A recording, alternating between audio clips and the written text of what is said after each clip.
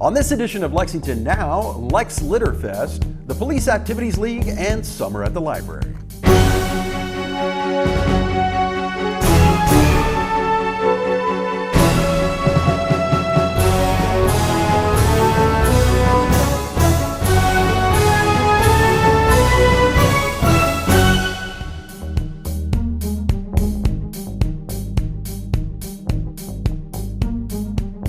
I'm Neil Noah, and welcome to Lexington Now for the week of July 10th, 2023. If you're environmentally minded, there's an event this week that will interest you, Lex Litter Fest. We caught up with event organizer Trayvon Mason. Hello, my name is Trayvon Mason, and I'm an intern for environmental services, and right now I'm coordinating an event called Lex Litter Fest. It's a community trash cleaning up event where the Castlewood community cleans up trash, turns it in, and you get a chance to win prizes and know more information about why you should clean up trash and why it's good. It started off as a youth environmental academy that I was part of with some other boys that are working on it behind the scenes. And we had a $15K budget to create something that would impact like Lexington's waste management or water management.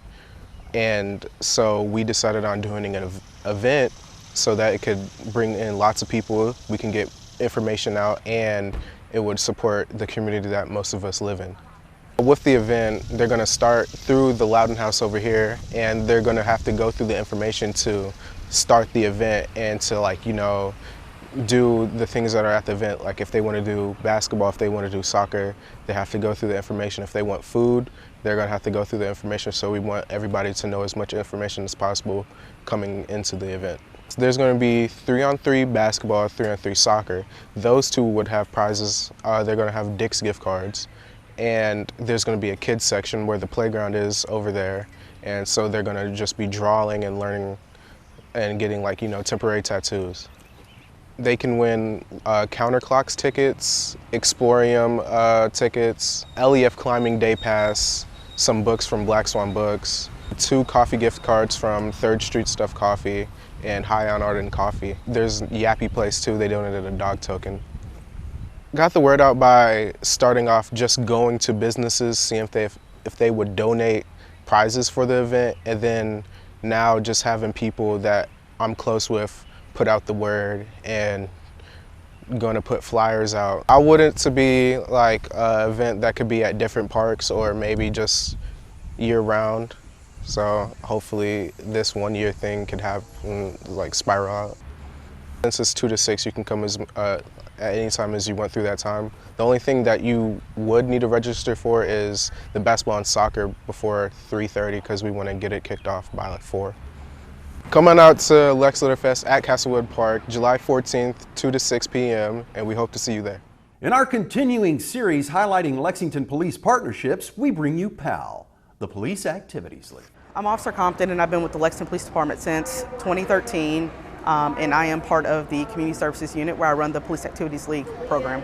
The Police Activities League is a crime prevention program offered to the youth here in the Lexington community and across the United States as well. The first PAL was created in New York, and that has been around since 1914. Local PAL was established back in 1985 by Officer Roy Martis. He started the program to establish positive relationships between youth and the community. Unfortunately, Officer Martis was killed in the line of duty, but the program continued on, and it's been around Lexington for about 40 years. Lexington PAL is one of 2 chapters in the state of Kentucky. We found out that when kids are engaged with law enforcement officers, and if they're engaged with them on the field, on the basketball court, that it just creates that relationship that we like to see, and it allows them to respect not only just themselves, it respects law enforcement officers, and then it also allows the police officers to have a better relationship and understanding where the kids are, and then therefore it benefits our entire community. Well, we have a wide range of programs. We have all the athletic programs you could think of: basketball, softball, baseball, cheer, dance, but we also do programs such as cooking, financial literacy. We also do field trips. Throughout the nation, PAL was known for boxing. And now I'm going to name some of the boxers. You ever heard of Muhammad Ali? Joe Frazier, George Foreman. Those are just some of them. But Safety Officer Connie Rayford, she wanted to not leave our kids out because a lot of the boxing clubs within PAL, that's where they was boxing all over the country. Right behind me, we got a 2-time national champion. Also, in 2009, that's when we had a national champion, a Continental American champion, a gold medalist. Then we had another national champion. Then we had an invitational gold medalist at ringside champion. But the list just goes on with a multitude of national champions, silver medalists, just all over the country. The PAL Boxing Club, we are known as the PAL Cobras, so we came a long way, but we still got a long way to go. So we want to help our youth, the ones that don't like football, basketball, hockey, soccer, but it's where they have another gift to give to their community and their family. Cheer's my favorite. I love how well the girls work together, and I love how they come to practice every day, committed to work hard, and also how they excel outside of the program and in school.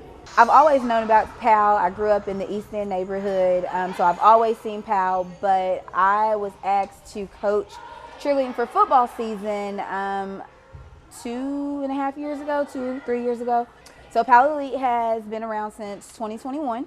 We start at ages 6 to 12.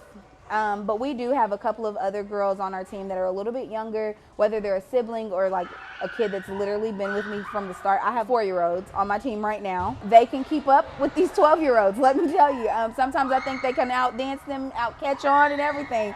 So we only accept new people after competition season ends. Our season ends March, April. June is when we'll start having like informationals and things like that. Sometimes we'll have them in May. When there's an informational, come on out. We would love to have you. A lot of it is the expenses are covered either through PAL and or fundraising. A lot of these kids that are on the team are kids who would not have the opportunity to do competition cheerleading team due to finances, due to the travel. So with the help of PAL, we are able to give them an opportunity that they would normally not get. This is a very expensive sport. Competition cheer is a lot more expensive than regular cheerleading. Regular cheerleading is already expensive, but competition cheerleading is even more expensive. You have travel fees, you have tumbling, you have, sparkly, real pretty uniforms. You have all of these things that are very pricey, very expensive.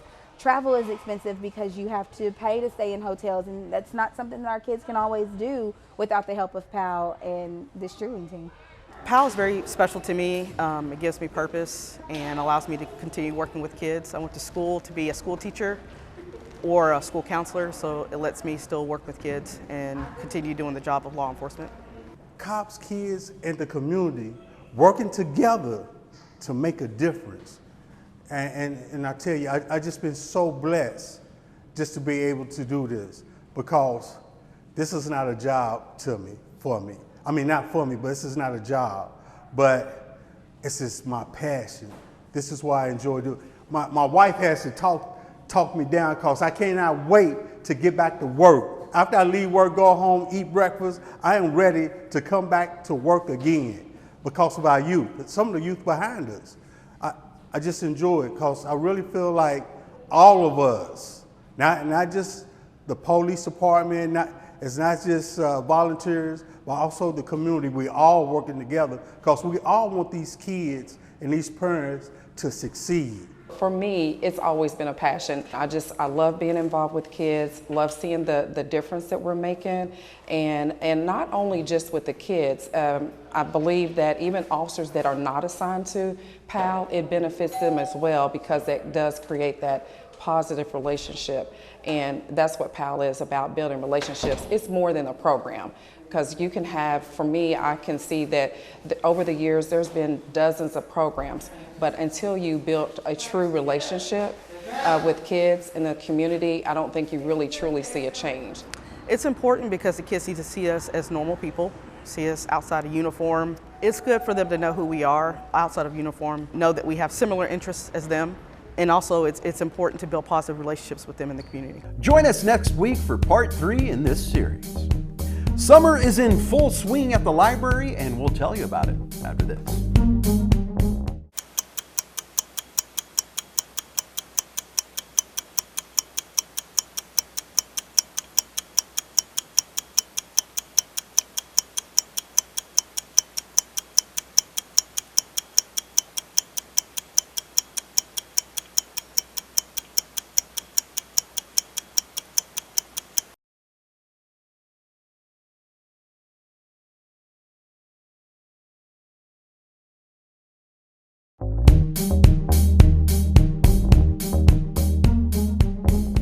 Welcome back to Lexington Now. The Lexington Public Library has an ongoing slate of summer activities for readers of all ages. Ann Donworth fills us in. I'm Ann Donworth. I'm the Director of Development, Marketing, and Communications for the Lexington Public Library. We are gearing up for Summer at the Library, which is a concentrated series of events in June and July, really designed for children and families to be able to come and have fun, free activities throughout the summer months, keep learning and having fun. The first week of June, we'll have our kickoff parties. So each branch, all 6 of our locations, will have a petting zoo.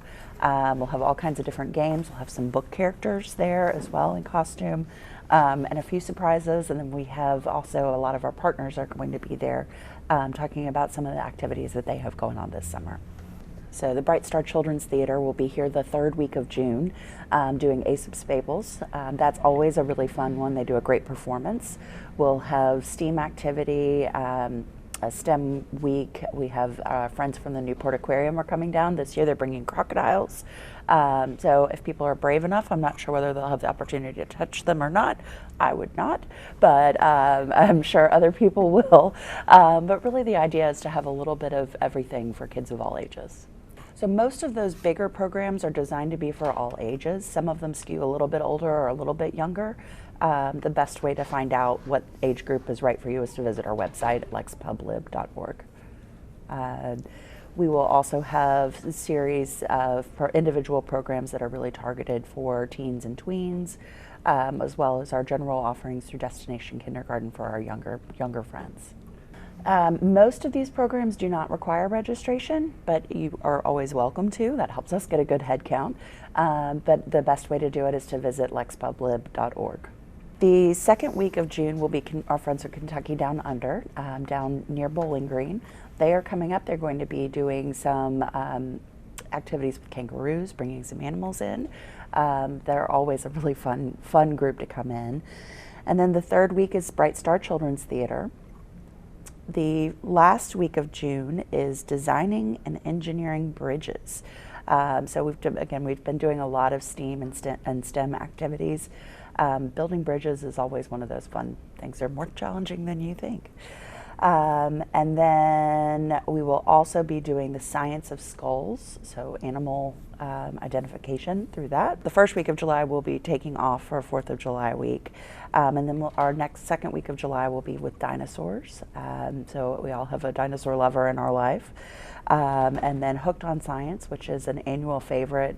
Jason Lindsay, who is a meteorologist by day, he does a really great Hooked on Science session that's always really fun and interactive and really performative. And then the last week of July is our Newport Aquarium with the crocodiles. So School of Croc. The School of Croc will be available on first come, first served basis. They do have a maximum number of people that they can accommodate per session. I think really the fun part about these is that they are designed for everybody to have a little bit of a different experience. There's a different theme, so every week. There are also lots and lots and lots of one-off programs throughout the library system. So if none of these take your fancy, just take a look and find something that does. So some of these larger performances, they'll have up to 100, sometimes even 200 people, especially pre-pandemic. We do expect our first week with the petting zoos, that will be inside and outside. It never feels super crowded, but there's a big audience that comes. So it's fun to bring all your friends and your family, and lots of fun for all ages.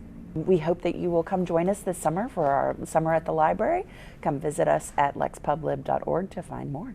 If you're interested in the ins and outs of local government, there's an organization designed to educate and inform, Civic Lex. Here's how it works. My name is Richard Young, and I'm the Executive Director of Civic Lex. Civic Lex is a nonprofit organization here in Lexington that helps residents connect with local government, learn what local government is considering, and get involved and engage in the process. I started Civic Lex about 5-6 years ago, really around this sort of goal of helping people understand what local government is doing. You know, when people think of government and sort of getting involved, they usually think about the federal level, voting, right, for the presidential election or in a Senate election. But we think that the place that you can make the most change, the place that you can get involved the easiest is right here at the local level, but a lot of folks don't really understand how to get involved in local government. And so that's sort of what we started around. We are not part of LFUCG, but we do work with the city a lot on various projects. Our offices are downtown on the 4th floor of the Pam Miller Downtown Arts Center, right across from the Central Library. It's great being downtown because we are in and out of City Hall every day, many times per day. So we're right across the street and can walk over there pretty easily. And we love being downtown with all of the wonderful things to do down here. We have 7 staff members, 5 full-time employees and 2 that are with us through the AmeriCorps Vista program. And our staff do a wide range of things from raising money to ensure that we can keep existing, to attending city meetings and reporting on them, to running programs that keep people more engaged and involved in the decisions that the city's considering every day. So right now we're in Civic Lex's sort of 5th anniversary. It's really exciting. We've been around for 5 years, and we're sort of trying to figure out what are the next steps for us. And we're also trying to make sure that we can keep existing for another 5 years. And so we're in the middle of a big fundraising campaign to support us over the next 5 years. I think my favorite part of my job is getting to sort of be in City Hall all the time and see residents coming and going and engaging with their council members and engaging on boards and commissions and really seeing how the sort of voice and perspective of residents from across the city gets sort of integrated into this decisions that the city makes. I think there are a lot of places across the country where residents feel very powerless, right? And they don't know how to they don't know if local government considers them as sort of in their decision making. But here in Lexington, I think we have a really thoughtful local government that is always looking for ways to bring more people into the process. And my favorite part of my job is seeing that happen in real time. So I think we can see the impact of our work in like a lot of really big ways and a lot of really small ways. I hear from residents all the time about our newsletter that goes out every Monday that sort of walks people through what's happening in local government, that people are learning new things, right? They're like, oh, I didn't know what a COW was, like a committee of the whole. Now I know what that is, and I see that there are some coming up. And just that like little bit of information, right, adds up over time. When people start learning even just these little acronyms and the different sort of things that the city's doing on a weekly basis or on a monthly basis or on an annual basis, it starts to build what we talk about here is like a civic muscle, right? It starts to sort of, just like people go to like a gym and, it takes, at first it's like, oh man, this is really hard. But over time you start sort of building up muscles. That's kind of what it is with sort of civic engagement, right? It takes these small little things here and there, and then over time that adds up into sort of a robust way of engaging. And so we see it in those little small things like people knowing new vocabulary words, but we also see it in how people are showing up to meetings and expressing their voice, or how the city is considering expanding ways for the public to engage, right? These are really big changes from how council works to how the input for the comprehensive plan is gathered. These really big changes in bringing the public into decision making is a significant impact, and we love to think that we're a part of why that's happening. If someone wants to learn more about what we're up to or subscribe to our newsletter, which is free and comes out every Monday, you can just go to civiclex.org. There's a little button in the bottom of the screen that says sign up for our newsletter. Just click that, put in your email address, and you'll start getting it every Monday, that more or less every Monday. When council goes on break, we like to take a little bit of a break too. But it's just such a great way for folks to just stay informed and engage with what's happening on a weekly basis and learn like what actually can I show up to and give my input, and what are the other sort of things that I can do to be a more active and engaged citizen. There's a jam-packed schedule of televised meetings we're bringing you this week, and you can catch it all right here or on our website.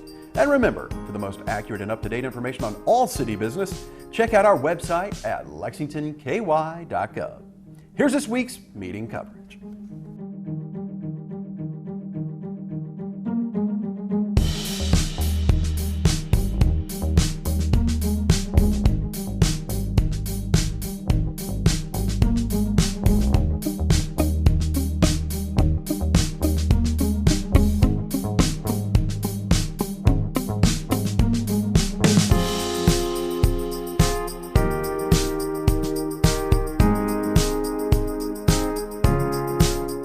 That's all for now, but as always, you can keep up with us on social media. Check out the latest traffic updates on Twitter at LexRex, or catch our live traffic cams on lexingtonky.gov. For all of us at Lex TV, I'm Neil Noah, and that's it for now.